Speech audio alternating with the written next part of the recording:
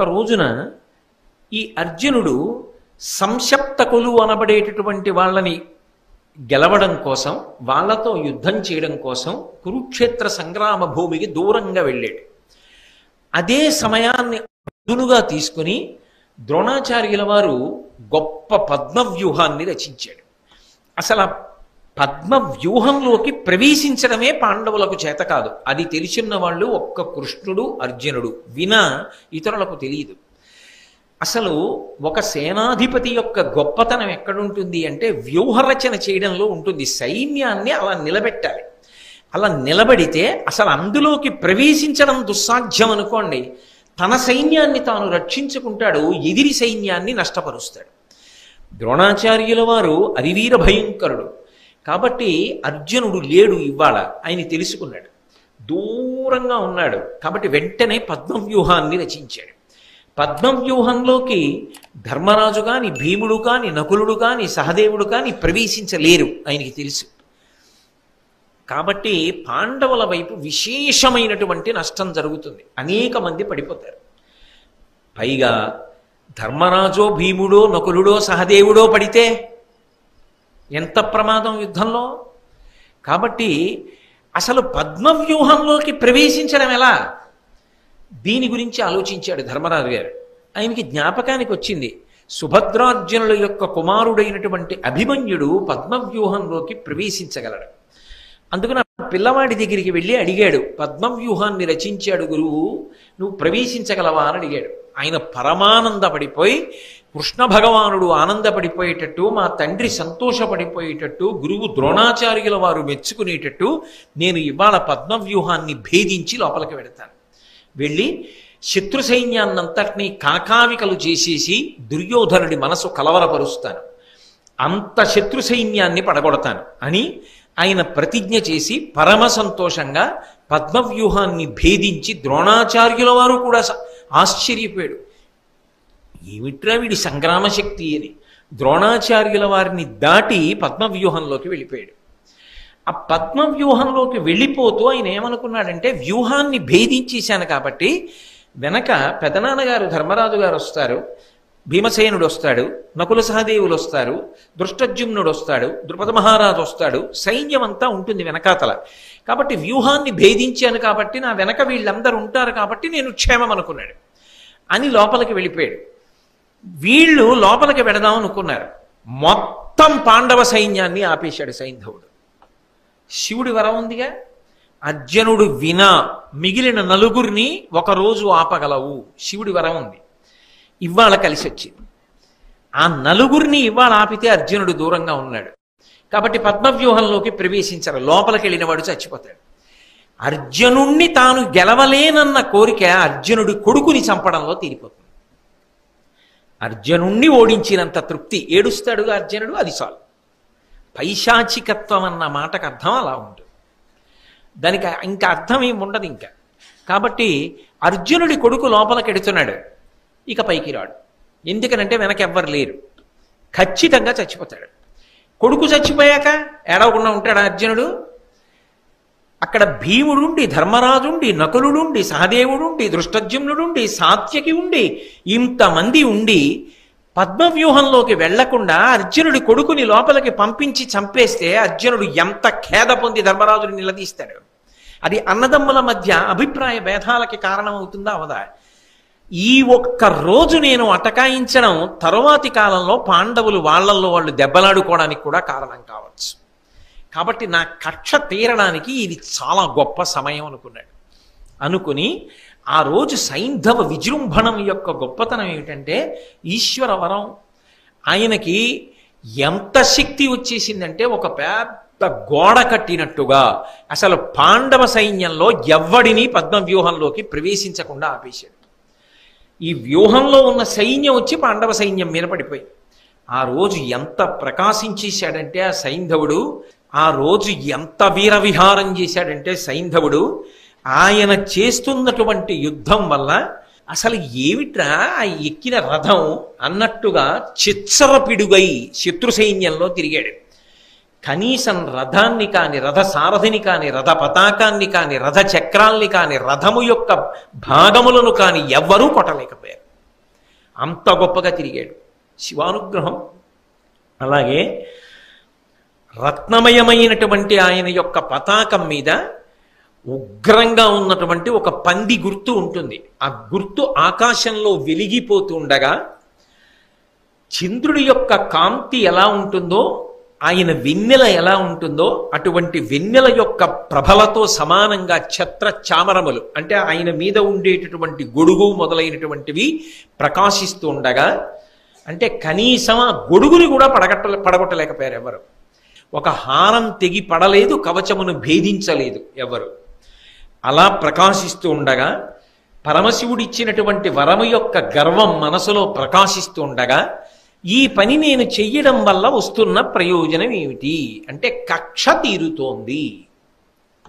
ఇంతకన్నా మనిషి ఎంత పాతాళానికి పడిపోయాడు అనడానికి ఉదాహరణ ఇంకోటి ఏమైనా ఉంటుందా? ఒక్కొక్కసారి నేను చాలా బాగా చేశాను అనుకుని పరమ క్రూరమైనటువంటి పని ఒకటి చేశారనుకోండి, దాని వలన అవతలవాడు ఎంత పాడయ్యాడు అన్నది నాకు తెలియదు, కానీ అంత క్రూరకర్మ చెయ్యడం ద్వారా మీరెంత కింద పడిపోయారు అన్నది మాత్రం అర్థమవుతుంది. కాబట్టి మనిషి తనని తాను నిరంతరం పరిశీలించుకుంటూ ఉండాలి. అందుకే ఇంతవరంతో ఏం చేశాడు అంటే పాండవులు నలుగురిని గెలిచి ఎట్టి పరిస్థితుల్లో పద్మవ్యూహంలోకి ఎవ్వరూ వెళ్లకుండా విజృంభించి గర్జించి పాండవ సైన్యాన్నంతటినీ కూడా ఆపేశాడు. లోపలికి వెళ్ళిపోయాడు అభిమన్యుడు. చిత్సర పిడుగై విజృంభించాడు. పీనుగ పెంటల కింద కొట్టేశాడు శత్రు సైన్యాన్ని. ఇంత యుద్ధం చేస్తుంటే దుర్యోధనుడు హడిలిపోయాడు. వాళ్ళేదో పద్మవ్యూహ రచన చేశాడు ఆచార్యుడు, అవతల పాండవులు ఎవరూ లోపల ప్రవేశించలేదు, అర్జునుడు దూరంగా ఉన్నాడు, కాబట్టి మనం శత్రు సైన్యాన్ని మట్టు పెడతామంటే ఒక్క అభిమన్యు కుమారుడు మన సైన్యాన్నంతటినీ మట్టు పెడుతున్నాడు. ఎక్కడొచ్చింది ఈ దోషం? నువ్వు గురువు కదా, నీకు తెలియని అస్త్ర విద్య లేదు కదా, ఎందుకు నిగ్రహించలేకపోతున్నావు అభిమన్యుణ్ణి?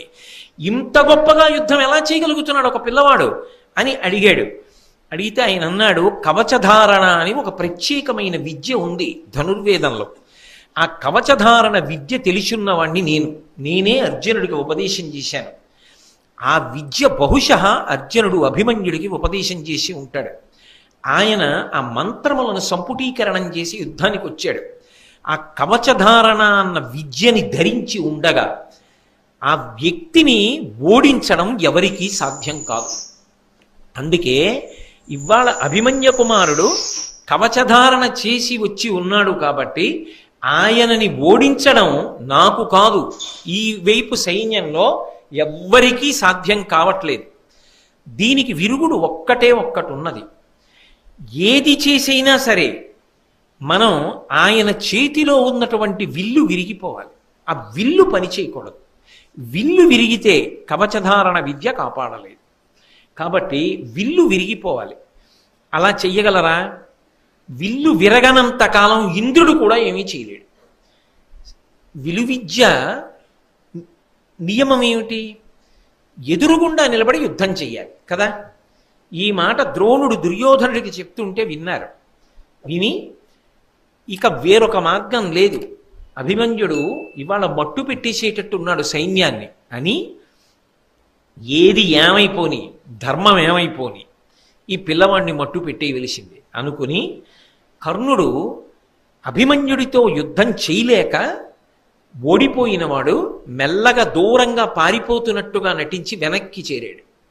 వెనక్కి చేరి వెనక నుంచి అభిమన్యుడు చూడకుండా బాణప్రయోగం చేసి వింటి నారి తెగిపోయేటట్టు చేశాడు. ఆ వింటి నారి తెగిపోయింది. తెగిపోగానే చేతిలో ఉన్న ధనస్సు పనిచేయలేదు. ధనస్సు పని చేయకపోవడం చూసి వెంటనే ఎదురుగుండా ఉన్న ద్రోణుడు బాణములు వేసి గుర్రాలు పడగొట్టేశాడు.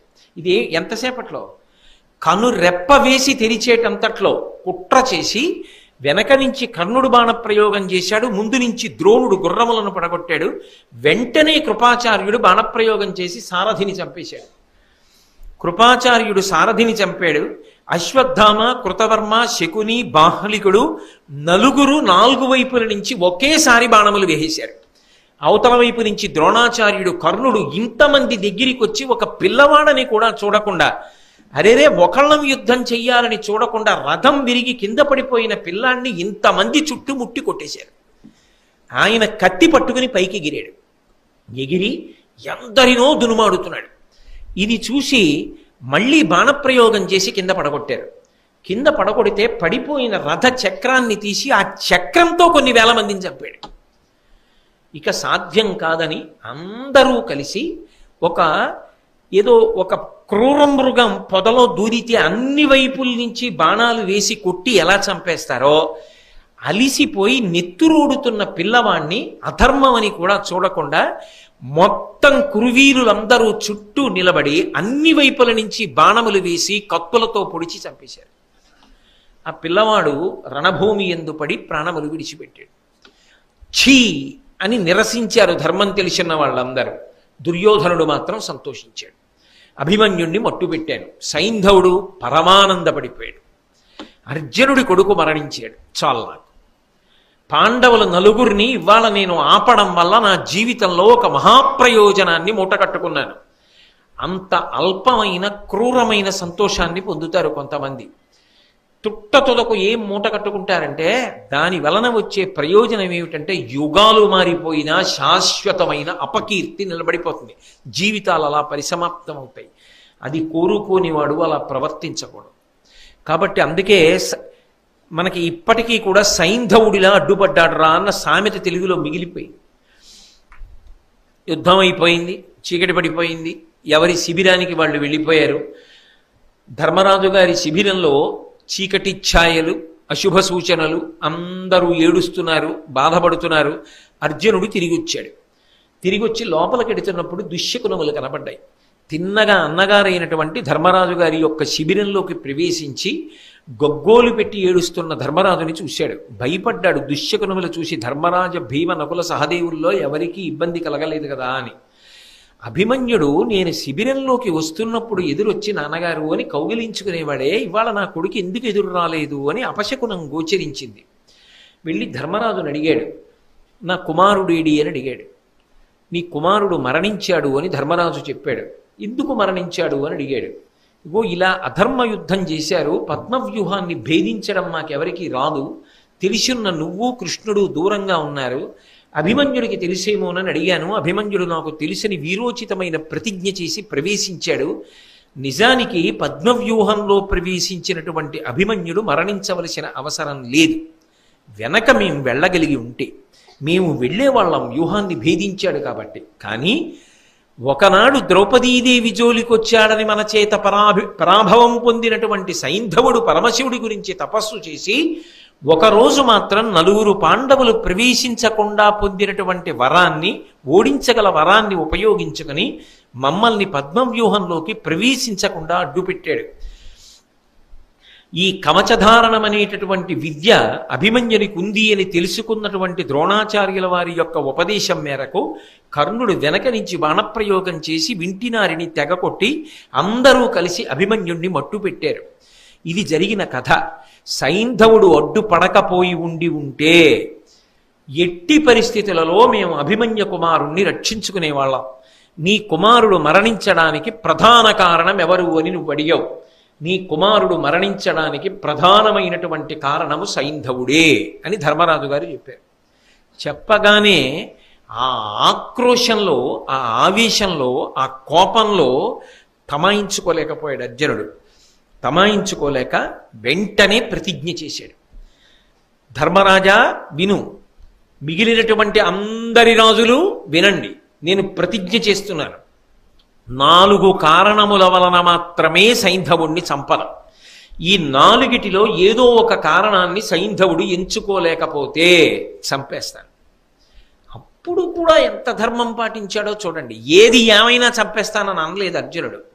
4 కారణములను దాటితే చంపుతాను. ఏమిటా 4 కారణములు?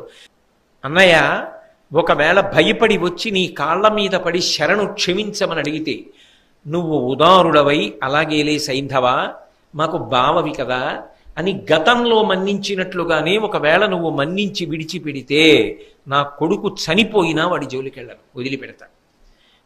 నిన్ను శరణాగతి చేస్తే వదిలిపెట్టేస్తాను. మహానుభావుడు పద్మముల వంటి కందులు కలిగినటువంటి ఈ కృష్ణ పరమాత్మ యొక్క పాదములు పట్టుకుని శరణాగతి చేసినా సరే నేను అతని జోలికి వెళ్ళను. ఎందుకనంటే కృష్ణుడు బంధువు, సఖుడు, పరమాత్మ, చుట్టము. మనకు ఆయన కానిదేదీ లేదు. ఆయన కాళ్ళు పట్టుకుంటే నేను సైంధవుణ్ణి చంపను. అలాగే ఒకవేళ నా దగ్గరికే వచ్చి అయ్యా నా తప్పైపోయిందని చెప్పేసి గర్వాన్ని, అతిశయాన్ని విడిచిపెట్టి ప్రార్థన చేసినా కూడా చంపను, వదిలిపెట్టేస్తాను. ఏమి ఉదార హృదయులండి వాళ్ళు, ఏమి ధర్మం వాళ్ళది, ఏమి క్షమించగలిగినటువంటి విశాల హృదయాలు వాళ్ళవి. వాళ్ళ హృదయాలు అమృతం చేత తడిసిపోయిన హృదయాలు.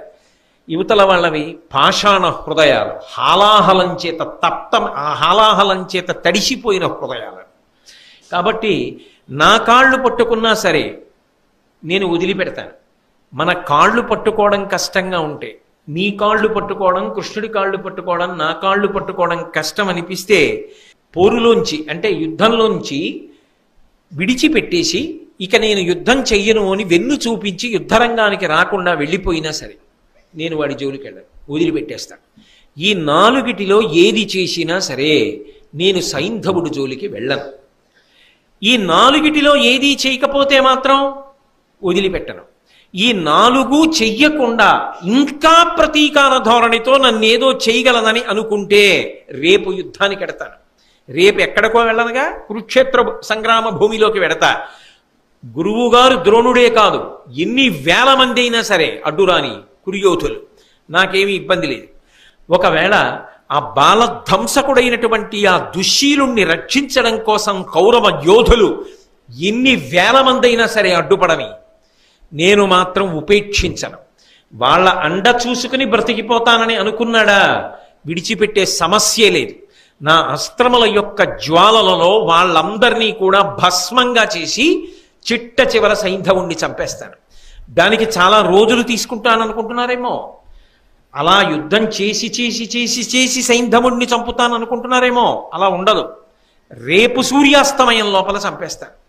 అంతేకాదు, నేను నా మాట నిలబెట్టుకోలేకపోతే, అలా నేను కానీ యుద్ధంలో సైంధవుణ్ణి చంపకపోతే, రేపటి సూర్యాస్తమయంలోగా నేను కానీ సైంధవుణ్ణి మట్టు పెట్టలేకపోతే నాకు ఎన్ని పాపములు సంక్రమిస్తాయో తెలుసా?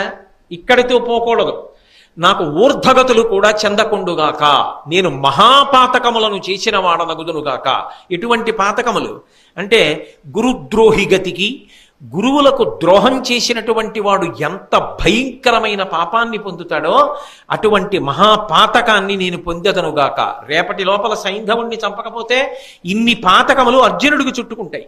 ఇక్కడతో పోదది, తర్వాత కట్టి కుడిపేస్తుంది, సమస్త తేజస్సుని హరించేస్తుంది. ఆయన జీవితంలో చేయలేదు ఎటువంటి అధర్మం, అయినా సైంధవుణ్ణి చంపకపోతే నాకు ఈ పాతకములు చుట్టుకునుగాక ప్రతిజ్ఞ చేసేస్తున్నాడంతే. అది అతిశయమా, ధైర్యమా, కోపమా, విచ్చలవిడితనమా, ఔచిత్యాన్ని మరిచిపోయాడా తెలియదు. కానీ ప్రతిజ్ఞ చేస్తున్నాడు. గురుద్రోహి గతికి, బ్రహ్మఘాతి గతికి, బ్రహ్మహత్య చేసినటువంటి వాడు ప్రయత్నపూర్వకంగా ఎవడుంటాడో అటువంటి వాడికి పట్టినటువంటి మహాపాతకము నాకు చెందుగాక.